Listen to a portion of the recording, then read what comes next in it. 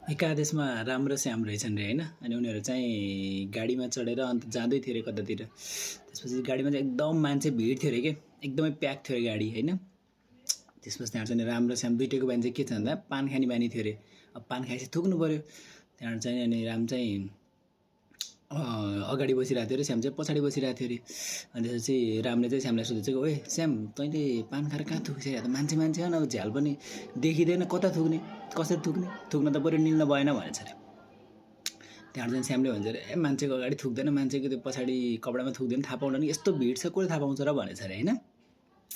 त्यहाँदेखि रामले भन्छ होइन, कहाँ थाहा पायो भन्दाखेरि मार्छन् होइन, अरूको कपडामा थुकिदिँदा त दरु पिटाइ खान सकिन्छ।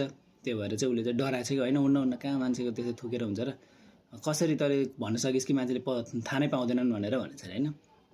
त्यहाँबाट श्यामले भनेछ अरे थाहा पाउँदैन क्या ढुक्क भयो, मैले अघिदेखि त अगाडि छस् होइन, अघिदेखि तेरो त्यो कोटमा थुकिदिरहेको छु, तँले थाहै पाएनस् भने चाहिँ अरू कसरी थाहा पाउँछ त, अरूले थाहा पाउने कुरै भएन भन्दैछ अरे।